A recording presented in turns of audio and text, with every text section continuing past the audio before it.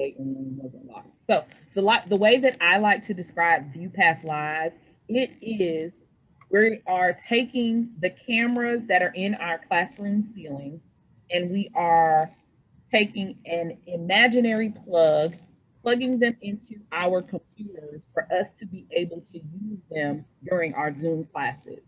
So some people have dot cams, or some people have external webcams that they plug in to their machines.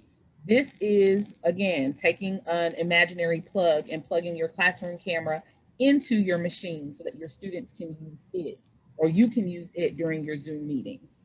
Okay, so that's what this training is going to take us step by step towards doing. Okay, so we're going to jump right in.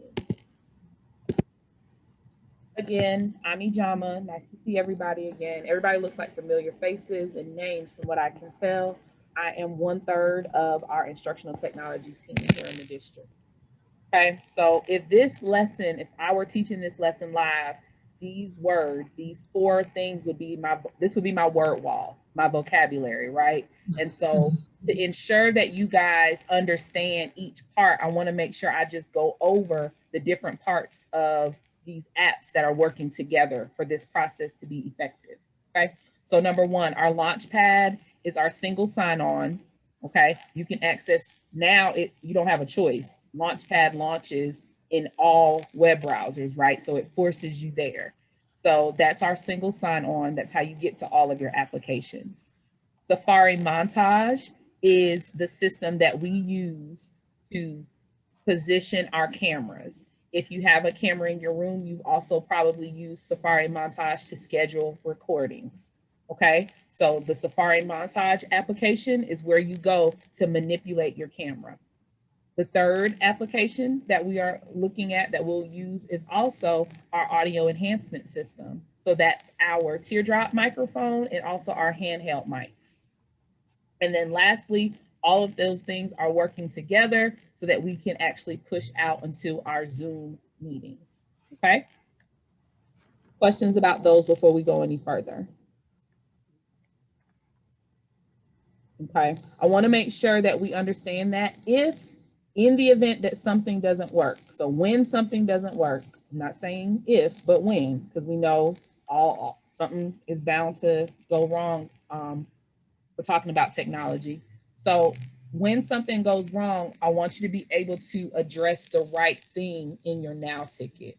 So if Ms. Cannon says, my camera doesn't work, that's not enough information, because Danita's going to go into Safari Montage. She's going to log in. She's going to see that she can see that your camera works. She's going to close your support ticket and she's going to move on because she probably has 899 other support tickets. Okay. But if you say, when I log into Safari Montage, I cannot pan, tilt, or zoom in on my camera, then that tells Danita what she actually needs to troubleshoot.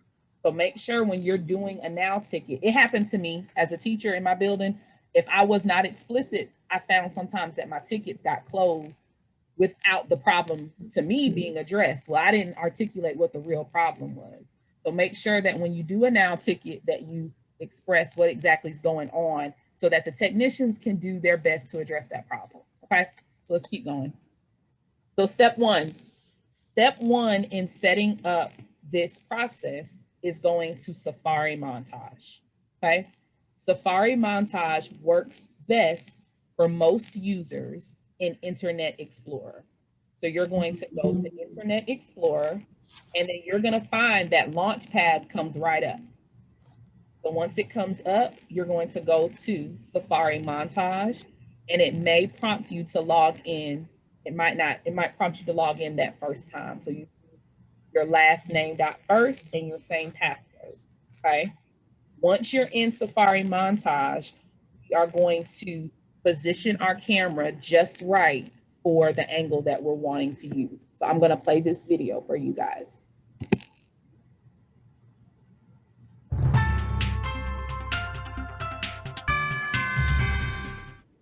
You need to be logged in and have your room selected.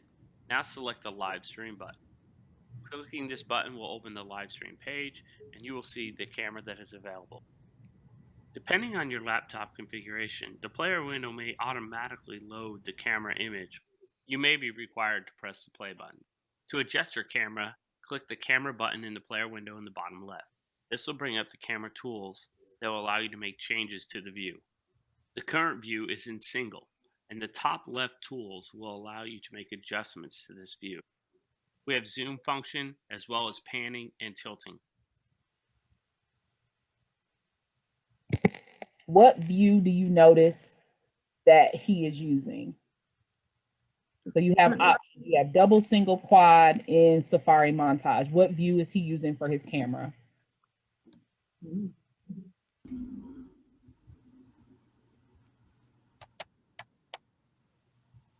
Was that single? It's single, right? And I see you in the chat too. I think I saw a message pop up. So he's using single view. So we are encouraging teachers to use the single view when pushing out their video to their Zoom meeting. And so one of the reasons is I typically use the 4 quadrants in my classroom when using Safari Montage, but for this use, I wouldn't want to push out all 4 corners of my classroom to my students that are at home. They only need to see the part of the room that I will be maybe conducting my lesson. Probably for this environment, it's probably going to be the front of the room. And that, I'm going to be honest, that would be difficult for me as a classroom teacher, because I am the type of teacher, I teach from the back, from the side. Sometimes I'm standing on my science cabinets to capture everybody's attention, right? But in this environment, you would have to make sure that you would have your camera face the direction that you would be delivering the majority of your instruction. So step 1 is to adjust your camera angle to where you need it to be, and that is in Safari Montage. After you do that, you're going to close Safari Montage and you don't have to go back there. That's all. You only use that to adjust your cameras. After that, you're going to click the ViewPath Live icon. And you get to the ViewPath Live icon by going to Launchpad. So now is a better time for you to transition from your Explorer, your Internet Explorer browser, to your Chrome browser. So I would go to my Launchpad and click the ViewPath Live button. They're people, but they kind of remind me of Jacks, like the Jacks game, you know, with the ball, they look like Jacks to me. So you click that icon, and then you're going to get a screen that looks like this. If you do not see a red dial right here that has your room number in it, then you would need to do a now ticket and ask to be added to your classroom in the ViewPath system. So you actually have to be in your classroom in 2 places, okay? So if you don't see that red button, that red image right here with your room number, you're not in your correct room. So after you click ViewPath Live, you click the orange button. Don't be concerned if you see this message in the center that says unsupported camera type. It's okay. Once you click the orange button, you may be prompted to again click Open ViewPath Live. If you get to any of these steps and at some point you get a screen that looks like this, where it says your connection is not private, it's okay. Don't be worried. All you have to do is click the button that says Advanced. Once you click Advanced, you'll notice there's a link at the bottom of the screen and it says unsafe, which makes me nervous, but don't worry, we've been assured it's okay. Our network team is working on making that message not be so, they told us, they assured us it's okay. So you're gonna click this proceed to 10 dot, and it's a string of numbers. That's actually your camera number. So that's going to be a unique. Miss Cannon's number is going to be different than anybody else's. Everybody's classroom camera number is different. So again, if you get the your connection is not private message, all you have to do is click advanced and then click the link that says proceed to. Okay. So you walk through those steps and that's all, that's it. That seems too easy, right? That's all you had to do to take, remember, the imaginary plug from the ceiling to your camera. So now I'm going to pause right here. Has anyone used an external webcam, like plugged in a web camera or a dot cam or something in Zoom? Has anyone used that? An external? Not in this group. Okay, so I'm gonna play this video and it's gonna show you those steps that we did. We are now putting it all together. So now we're transitioning to Zoom, and Dr. Williams recorded a nice short video to show us what happens next. Friends, in this segment, I will show you how to toggle between your integrated webcam to your ViewPath live camera. First, what you want to do is you want to go down to the bottom left-hand side of the screen where it says Stop Video. You want to go ahead and click that up arrow, and you're going to see the choice between your integrated webcam or your AE EduCam. Now, my camera says AE EduCam, but your camera may say OBS. No worries, the terms can be used interchangeably. I'm going to choose my AE EduCam. And voila, I have access to my ViewPath camera right here in Zoom. So did you see she clicked next to that stop video icon? There's an drop up arrow, an extend arrow, and that's where you would click, and then it becomes an option. Some people, their camera may say OBS. Some people's camera may say AE EduCam. They are the same thing. Okay, it just depends on when your camera was installed. So now looking at this classroom, you see a teacher could essentially stand here and deliver instruction to her in-person kids, but also now by selecting this camera, her kids that are virtual, I'm saying her or his, could see the instruction that was going on at the front of the class. So a lot of teachers say, well, Ijama, that's not realistic, because what about if I have a PowerPoint that I'm showing? If you want to share a PowerPoint, guess what you do? The button that hovers over here, the green share button, you would share your PowerPoint to your kids on Zoom. So now they would see the PowerPoint would take up the whole screen, like how my PowerPoint takes up the screen, right?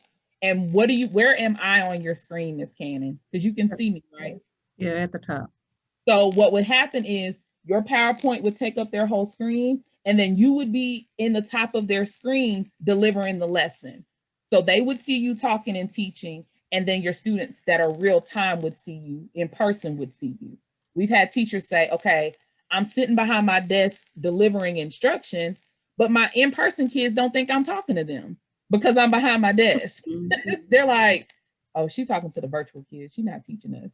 No. I'm trying to do both, right? So this gives us a way where we can stand before our in-person kids and have that commanding presence, not behind our desk, but our virtual kids still are getting the experience as well.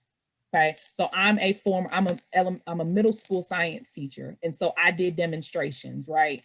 This would be perfect for my science demonstrations because I could stand right here, right, with my lab table and all my supplies and my gadgets, and I could do the demonstration for my virtual kids and for my in-person kids. And I wouldn't have to worry about who wasn't able to see and who couldn't get what they needed from me in that moment. Okay, so Ijama's a realist.